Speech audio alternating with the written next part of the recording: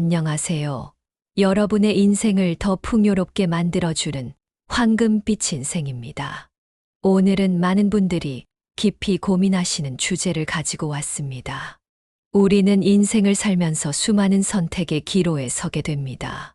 그 중에서도 가장 어렵고 고통스러운 선택이 바로 이별입니다. 특히 오랫동안 이어온 관계를 정리해야 할 때 우리는 극심한 불안과 혼란을 겪게 됩니다. 이대로 가도 될까? 이 사람과 헤어지면 내 남은 인생은 어떻게 될까? 이 관계를 끝내는 게 정말 옳은 걸까? 누구나 한 번쯤은 이런 고민을 해보셨을 겁니다. 어쩌면 지금 이 순간에도 힘든 관계 때문에 마음이 무거우신 분들이 계실 것 같습니다. 오늘 이 영상이 여러분의 마음속 답을 찾는데 도움이 되었으면 좋겠습니다. 시작하기 전에 구독과 좋아요 부탁드립니다. 여러분의 작은 관심이 더 좋은 콘텐츠를 만드는데 큰 힘이 됩니다. 여러분, 솔직히 고백하겠습니다. 우리는 모두 알고 있습니다. 더 이상 행복하지 않은 관계를 붙잡고 있다는 것을, 서로에게 상처만 주는 관계를 정리하지 못하고 있다는 것을, 그리고 그것이 우리의 삶을 얼마나 힘들게 만들고 있는지를. 하지만 두렵습니다. 변화가 두렵고 홀로 남겨질 것 같은 불안감에 시달립니다. 대전에 사는 67세 김영숙님의 이야기를 들려드리겠습니다. 40년 지기 친구와의 관계로 극심한 스트레스를 받고 계셨습니다. 처음에는 서로를 이해하고 응원하는 좋은 친구였다고 합니다. 성당에서 만나 함께 봉사활동도 하고 서로의 자녀들 결혼식에도 참석하며 정말 가족처럼 지냈다고 하시네요. 하지만 시간이 지날수록 그 친구는 김영숙님의 모든 것을 비난하기 시작했습니다. 손주한테 왜 그렇게밖에 못 해주니? 너는 늙어서도 철이 안 드는구나 같은 말들이 일상이 되었죠. 그런데도 김영숙님은 40년이라는 세월을 버릴 수 없다며 그 관계를 놓지 못했습니다. 이런 이야기를 들으면서 저는 생각했습니다. 과연 세월이 쌓였다는 이유만으로 독이 되는 관계를 계속 유지해야 할까요? 오늘 우리가 나눌 이야기의 핵심이 바로 여기에 있습니다. 관계를 정리해야 할 때라는 신호를 우리는 어떻게 알아차릴 수 있을까요? 첫 번째로 주목해야 할 것은 에너지의 소비와 충전입니다. 건강한 관계는 에너지를 충전해주는 관계입니다. 만남 후에 기분이 좋아지고 새로운 활력이 생기며 삶의 동기부여가 되는 것이죠. 하지만 독이 되는 관계는 정반대입니다. 만나기 전부터 피곤하고 만나는 동안에는 긴장되며 만남이 끝난 후에는 극심한 피로감이 찾아옵니다. 인천에 사는 63세 박지원님의 사례를 들어보겠습니다. 박지원님은 매주 만나는 노인대학 동기 모임이 있었습니다. 처음에는 서로에게 힘이 되고 위로가 되는 소중한 시간이었습니다. 하지만 시간이 지날수록 모임에서 에너지가 소진되는 것을 느꼈습니다. 모임 자리에서는 늘 누군가의 자녀 자랑, 손주 자랑이 이어졌고, 그러다 결국 서로를 비교하고 시기하는 말들이 오갔습니다. 박지원님은 점차 자신도 그들처럼 부정적이고 비판적인 사람이 되어가는 것을 발견했습니다. 이처럼 관계의 질은 우리의 삶의 질과 직결됩니다. 우리가 누구와 어떤 관계를 맺고 있느냐에 따라 우리의 생각, 행동, 그리고 미래까지도 달라질 수 있습니다. 그래서 때로는 과감한 관계의 정리가 필요한 것입니다. 하지만 여기서 한 가지 중요한 것이 있습니다. 관계 정리가 반드시 완전한 단절을 의미하는 것은 아니라는 점입니다. 때로는 적절한 거리두기가 될 수도 있고, 만나는 빈도를 조절하는 것이 될 수도 있으며, 관계의 형태나 깊이를 조정하는 것이 될 수도 있습니다. 서울에 사는 68세 이미라님은 이렇게 말씀하셨습니다. 저는 30년 넘게 알고 지낸 동네 친구들과의 관계 때문에 많이 고민했어요. 매일 아침 공원에서 만나 운동하고 차도 마시고 그랬는데 점점 모임에서 서로 험담하고 비난하는 일이 많아졌거든요. 처음에는 모임을 아예 끊어야 하나 괴로웠어요. 하지만 일주일에 한 번만 나가기로 했더니 오히려 관계가 더 좋아졌어요. 이제는 만날 때마다 서로 반갑고 감사하죠. 지금까지 우리는 관계 정리의 첫 번째 신호인 에너지, 소비에 대해 알아보았습니다. 하지만 이것만으로는 부족합니다. 다음으로는 더 중요한 신호인 상호 존중의 상실에 대해 이야기를 나누어 보려고 합니다. 많은 분들이 착각하시는 것이 있는데요. 바로 오래 본 사이일수록 예의를 지키지 않아도 된다는 것입니다. 과연 정말 그럴까요? 이어지는 이야기에서 자세히 알아보도록 하겠습니다. 오랜 세월을 함께했다는 이유로, 서로를 너무 잘 안다는 이유로 우리는 종종 가장 기본적인 것을 잃어버립니다. 바로 존중입니다. 특히 나이가 들수록 이런 현상이 더 심해지는 것 같습니다. 그 정도는 괜찮아. 서로 다 이해하는 사이야 하면서 말이죠. 부산에 사는 71세 최옥수님의 이야기를 들려드리겠습니다.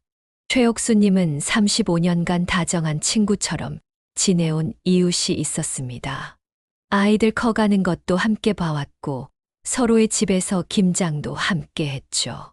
하지만 5년 전부터 그 이웃집 친구가 조금씩 달라지기 시작했습니다. 옥순이는 아들 며느리한테 왜 그렇게 휘둘리냐. 손주들 영어학원도 안 보내고 뭐 하는 거야 하면서 남들 앞에서 최옥수님의 가정사를 이야기하고 다녔습니다. 처음에는 오래 봐온 정이 있으니 참았습니다. 하지만 시간이 갈수록 그 말들은 더 날카로워졌고 더 많은 사람들 앞에서 공공연하게 이뤄졌습니다. 급기야 경로당에서도 최옥수님 이야기가 화제가 되었고 결국 최옥수님은 경로당에도 나가지 못하게 되었습니다. 이처럼 존중이 사라진 관계는 서서히 하지만 확실하게 우리의 일상을 무너뜨립니다. 대구에 사는 69세 정현철님은 이렇게 말씀하셨습니다. 매일 아침 공원에서 만나는 친구들이 있었어요. 처음에는 좋았죠. 하지만 제가 무릎이 안 좋아져서 걷는 속도가 늦어지니까 짜증을 내더라고요. 이렇게 느릴 거면 오지 말지. 우리 발목 잡네 이런 말들을 하는데 제가 40년을 의사로 일하면서 이런 무시는 처음 당해봤어요. 여러분, 여기서 우리가 주목해야 할 것이 있습니다. 존중이 사라진 관계에서는 특히 이런 세 가지 특징이 나타납니다. 첫째, 상대방의 사생활을 가볍게 여기고 함부로 이야기합니다. 마치 자신의 이야기인 것처럼 다른 사람들에게 전하고 다니죠. 서울에 사는 65세 박명자님은 교회 친구가 자신의 수술 이야기를 온 교회 사람들에게 소문낸 일로 큰 상처를 받으셨다고 합니다. 제가 무릎 수술하는 것도 힘들었는데 뒤에서 보험금 타려고 한다느니 별소리를 다 하고 다녔어요. 둘째, 상대방의 선택을 인정하지 않고 무시합니다. 늘 자신의 기준으로 판단하고 자신의 방식을 강요하죠. 인천의 73세 김철수님의 경우 50년 지기 친구가 그의 노후 설계를 두고 그렇게 살다가는 망한다며 다그치는 통에 우울증까지 겪으셨다고 합니다. 셋째, 가장 치명적인 것은 이런 말들이 늘 너를 위해서 내 잘못된 모습을 고치려고 라는 이유로 포장된다는 점입니다. 마치 자신이 상대방의 인생을 더 잘 아는 것처럼 행동하면서 말이죠. 광주의 66세 이정숙님은 이렇게 말씀하셨습니다. 40년 넘게 알고 지낸 언니가 있어요. 그 언니가 요즘 제가 미술학원 다니는 걸 두고 나이 들어서 예술은 무슨 예술이냐. 돈 낭비하지 말고 손주들 학원비나 대라 이러는데 전 그림 그리는 게 정말 행복한데 그 언니는 자꾸 제 선택을 무시하더라고요. 문제는 이렇게 존중이 사라진 관계가 우리의 자존감을 서서히 갉아먹는다는 것입니다. 처음에는 원래 저런 성격이야 하고 넘기다가도 시간이 지날수록 우리는 자신을 의심하기 시작합니다. 내가 잘못하고 있나? 나는 왜 이것밖에 못하나? 하면서 말이죠. 전문가들은 이런 상황에서 반드시 선을 그어야 한다고 말합니다. 이런 말은 제게 상처가 됩니다. 제 선택을 존중해 주셨으면 좋겠습니다. 라고 분명히 이야기하라는 것이죠. 하지만 우리 나이에 그게 말처럼 쉽지 않습니다. 오랜 세월 쌓아온 관계가 깨질까봐 두렵기도 하고요. 그렇다면 우리는 어떻게 해야 할까요? 이어지는 이야기에서는 존중받지 못하는 관계를 어떻게 다루어야 하는지 구체적인 방법에 대해 알아보도록 하겠습니다. 특히 다음에 말씀드릴 세 번째 신호는 우리가 관계를 정리해야만 하는 가장 결정적인 순간에 대한 것입니다. 지금까지 우리는 에너지 소비와 존중의 상실이라는 두 가지 신호에 대해 알아보았습니다. 하지만 사실 이것들보다 더 중요한, 절대로 놓쳐서는 안 되는 세 번째 신호가 있습니다. 바로 관계가 우리의 평화로운 일상을 깨뜨리기 시작할 때입니다. 수원에 사는 75세 강명수님의 이야기를 들려드리겠습니다. 30년 지기 친구와의 관계 때문에 결국 이사를 결심하신 분입니다. 처음에는 서로 무슨 일만 있으면 달려가는 사이였어요. 김장도 같이 하고 명절에 음식도 나눠 먹고. 그런데 3년 전부터 그 친구가 제 자녀들 이야기를 다른 주민들에게 하기 시작했어요. 며느리가 시어머니 공양을 제대로 못한다느니, 아들이 불효자라느니. 처음에는 참았습니다. 오래 본 정이 있으니까요. 하지만 시간이 지날수록 상황은 더 나빠졌어요. 결국 아들 내외가 명절에도 안 오려고 하더라고요. 제 인생에서 가장 소중한 가족 관계까지 무너지는 걸 보면서 더 이상은 안 되겠다고 생각했죠. 여기서 주목해야 할 점이 있습니다. 관계가 우리 개인의 삶을 넘어서 가족 관계까지 해치기 시작했다는 것입니다. 이것이 바로 관계 정리의 가장 결정적인 신호입니다. 이런 상황이 되면 우리는 어떻게 해야 할까요? 첫째, 분명한 선을 그어야 합니다.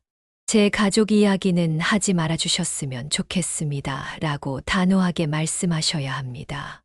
부드럽게, 하지만 단호하게 말이죠.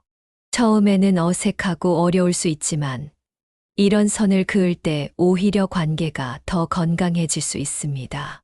둘째, 관계의 셈을 해봐야 합니다.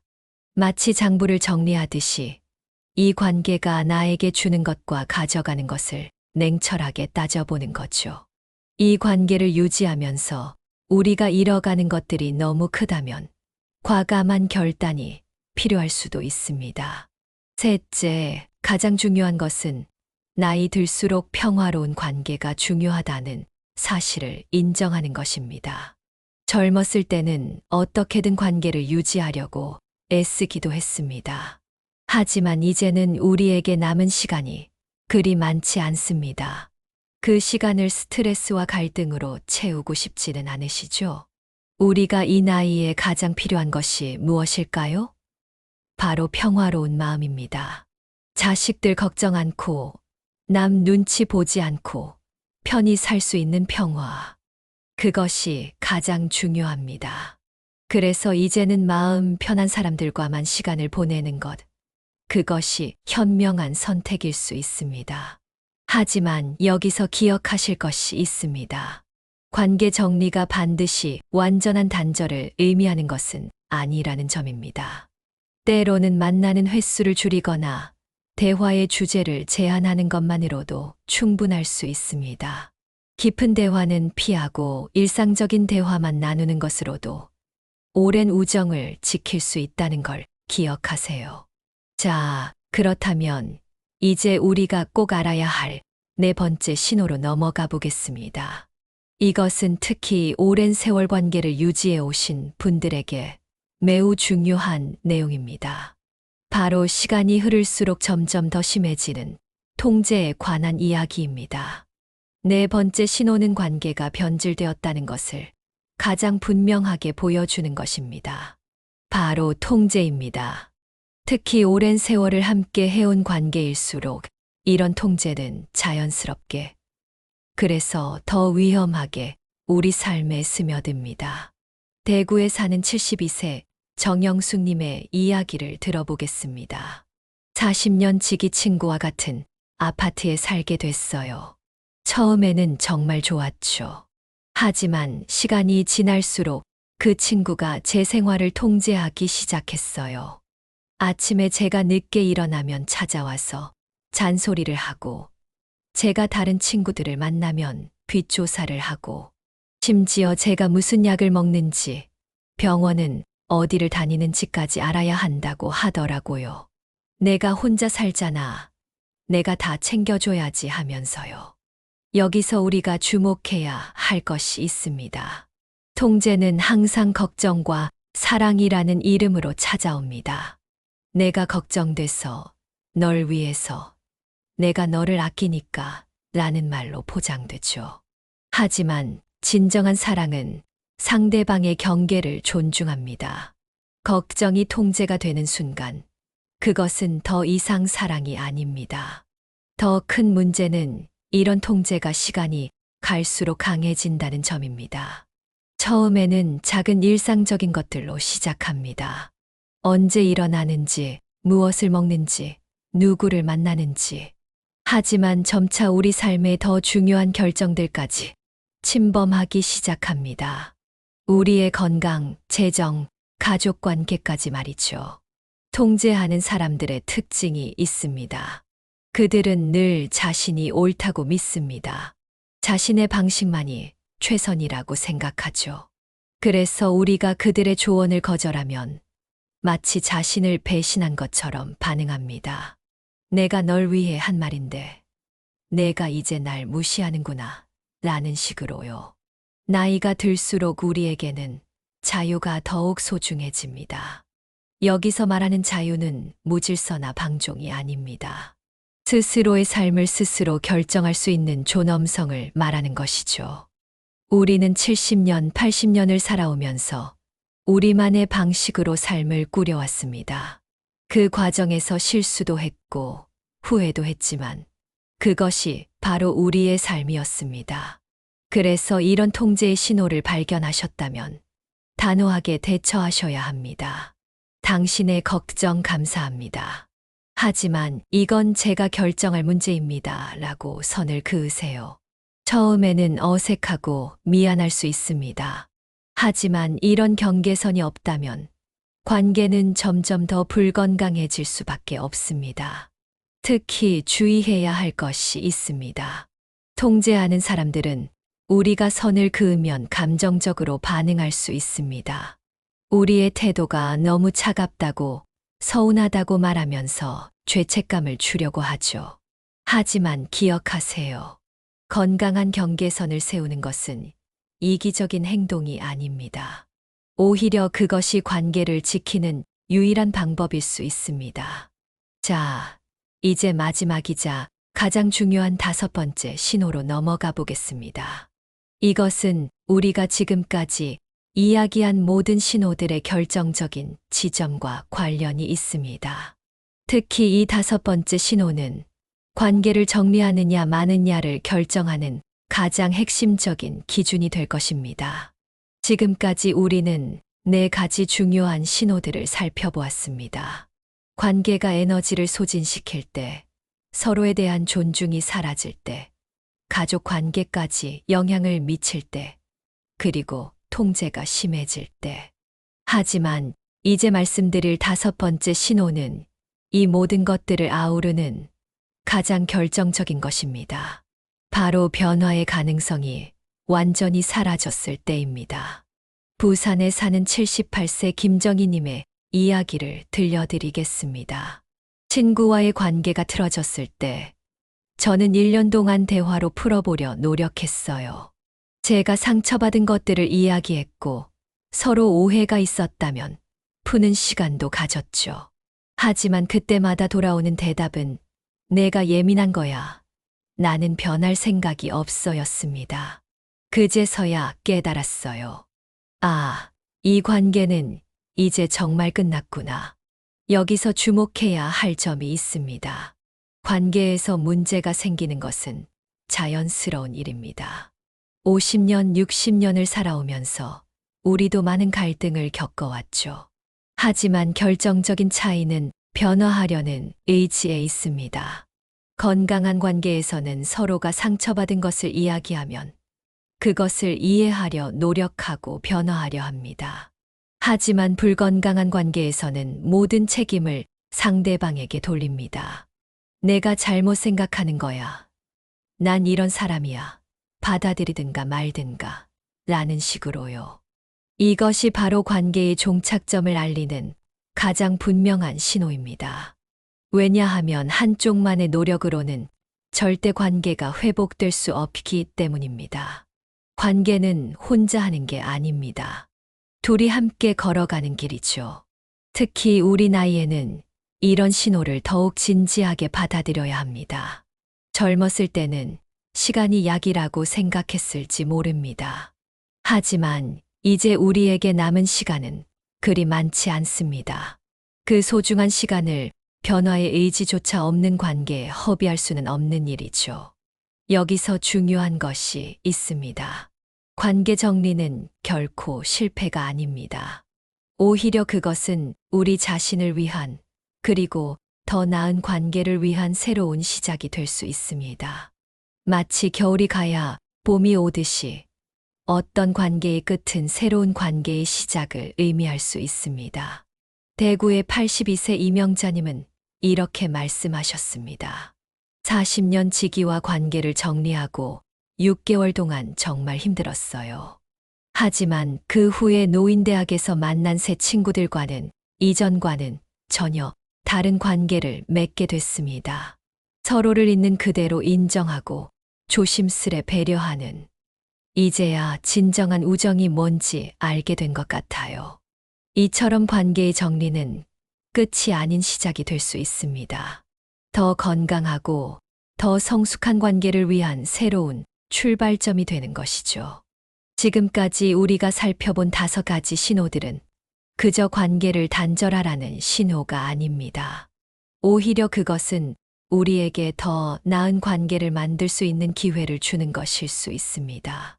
자, 이제 마지막으로 이 모든 내용을 종합하여 우리가 어떻게 하면 건강한 관계를 만들어갈 수 있는지 그 구체적인 방법에 대해 이야기를 나누어 보도록 하겠습니다. 지금까지 우리는 관계가 끝났다는 5가지 신호에 대해 알아보았습니다. 하지만 이런 신호들이 보인다고 해서 모든 관계를 바로 단절해야 하는 것은 아닙니다. 오히려 이런 신호들을 통해 우리는 더 건강한 관계로 나아갈 수 있는 기회를 얻을 수 있습니다. 어떻게 하면 관계를 새롭게 시작할 수 있을까요? 부산에 사는 73세 박순자님의 이야기가 우리에게 좋은 힌트를 줍니다. 30년 지기 친구와 관계가 매우 안 좋아졌었어요. 하지만 완전히 포기하기 전에 마지막으로 용기를 내어 편지를 썼습니다. 우리 관계가 이렇게 된 것이 너무 슬프다. 서로 조금씩 양보하고 이해하면서 다시 시작해보면 어떨까라고요. 그랬더니 친구도 울면서 사과하더라고요. 지금은 오히려 예전보다 더 깊은 관계가 되었습니다. 여기서 우리가 배울 수 있는 첫 번째 교훈은 솔직한 대화의 힘입니다. 나이가 들수록 우리는 말하기를 피하고 속으로 삭히는 경우가 많습니다. 하지만 때로는 용기 내어 진심을 전하는 것이 관계를 살리는 열쇠가 될 수 있습니다. 둘째, 새로운 규칙을 정하는 것입니다. 예를 들어 서로의 가족 이야기는 하지 말자, 만날 때는 즐거운 이야기만 하자와 같은 간단한 규칙들이 관계를 더 건강하게 만들 수 있습니다. 이런 규칙들은 우리의 경계를 지켜주면서도 관계는 계속 이어갈 수 있게 해줍니다. 셋째, 가장 중요한 것은 자신을 사랑하는 마음입니다. 관계를 지키려다 자신의 행복을 잃어서는 안 됩니다. 우리도 행복해야 다른 사람과 건강한 관계를 맺을 수 있습니다. 서울의 69세 최영희님은 이렇게 말씀하십니다.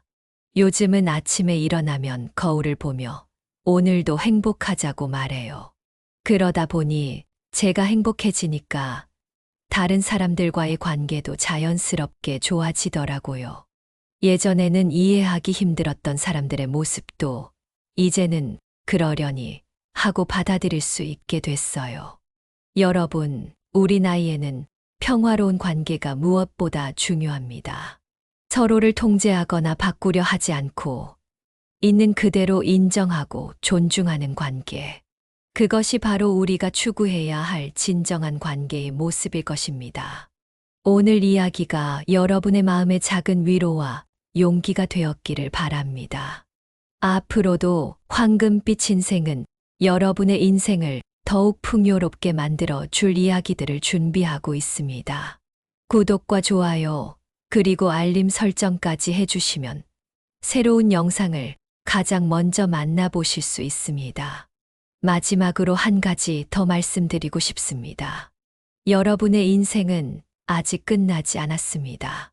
오히려 지금이 새로운 관계, 새로운 인연을 시작할 수 있는 황금 같은 시간일 수 있습니다. 내일은 오늘보다 더 행복한 하루가 되시기를 바랍니다.